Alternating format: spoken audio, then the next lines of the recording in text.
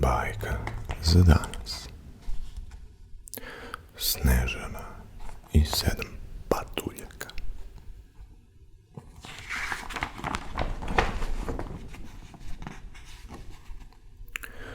Bila jednom jedna princeza koja se zvala Snežana.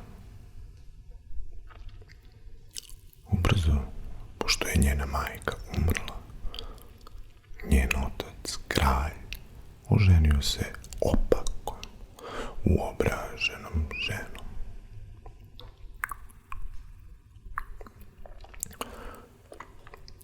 Svakog dana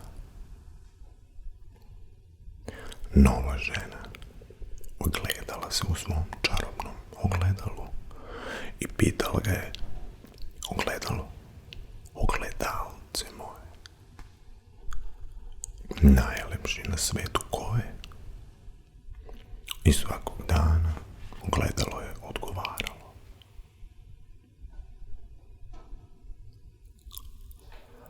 o kraljice moje, ti si najlepša od svih. Ali jednog dana ogledalo je reklo: Snežana je najlepša od svih. Besna od ljubomore, zla maćeha je vrišteći trčala kroz odaje dvorca i vikala: to je nemoguće. Snežana mora da umre. Maćeha je pozvala svog lovca i naredila mu: odvedi princezu u šumu i ubij je. Lovac je pronašao Snežanu u bašti kako bere cveće. Pođite za mnom, princezo. Snežana se iznenadila, ali ga je poslušala. Na putu kroz šumu lovac se sažalio na lepu devojku i odlučio da je pusti. Beži, brzo, lepa princezo. Kraljica želi tvoju smrt. Beži daleko i nikada se više nemoj vratiti u dvorac. Uplašena Snežana je trčala i trčala sve dok se nije izgubila u šumi.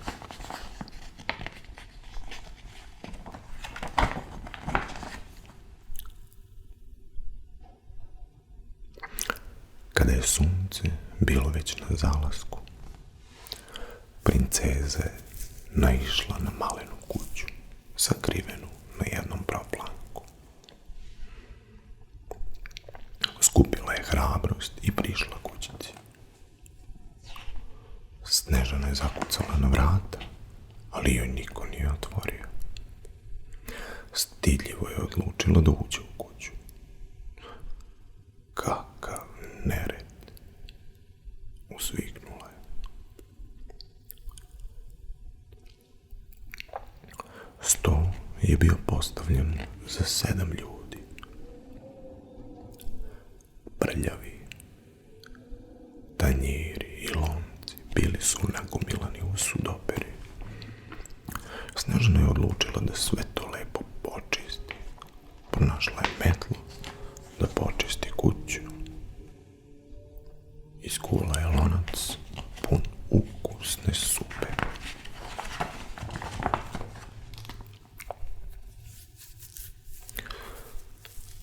Sedam patuljaka koji su živeli u kući stigli su kada je pala noć. Videvši dim kako izlazi iz odžaka, oklevali su malo ispred vrata pre nego što su ušli unutra. Večera je bila na stolu, a Snežana je već čvrsto spavala na malenom krevetu. Kako je lepa, uzviknulo je 7 patuljaka. Kada se Snežana probudila, ispričala im je svoju priču. Molim vas, dozvolite mi da ostanem sa vama, molila ih je. Nemam kuda da odem. Patuljci su to radosno prihvatili, ali u svom ogledalu kraljica je videla da je i dalje živa i srećna. Prerušena u vešticu, u staricu, zla maćeha pripremila je bočicu otrova. Namazala je malo otrova na jabuku koju je stavila u korpu. U međuvremenu, sa pijucima na ramenima, patuljci su pošli na posao u planinu. Šta god da se dogodi, nemoj da izlaziš iz kuće i nemoj ni sa kim da razgovaraš, rekli su Snežani. Ali jednog dana, kad su patuljci otišli, maćeha se pojavila pred kolibom, prerušena u staricu. Ko želi da proba moje divne jabuke? Ništa ne sluteći, Snežana je uzela jednu jabuku. Jabuka je izgledala tako divno da je Snežana odmah zagrizla. Istog trenutka pala je na zemlju. Nasmejala se maćeha. Moj plan je uspeo. Nikada mi više ogledalo neće reći da je Snežana najlepša od svih. Ali životinje iz šume su sve ovo vidjeli. Veverica je viknula.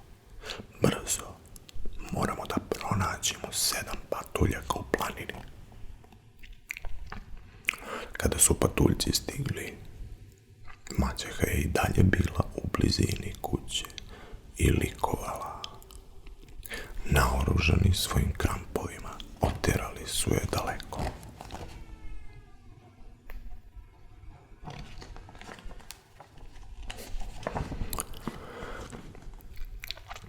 Sedam patuljaka potrčali su u kućicu, koliko su ih noge nosile.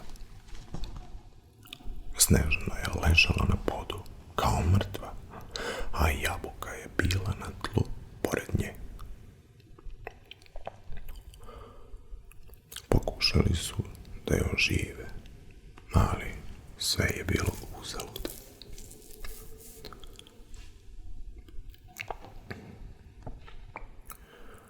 Patuljci su bili strašno tužni. Napravili su stakleni kovčeg i u njega stavili Snežanu.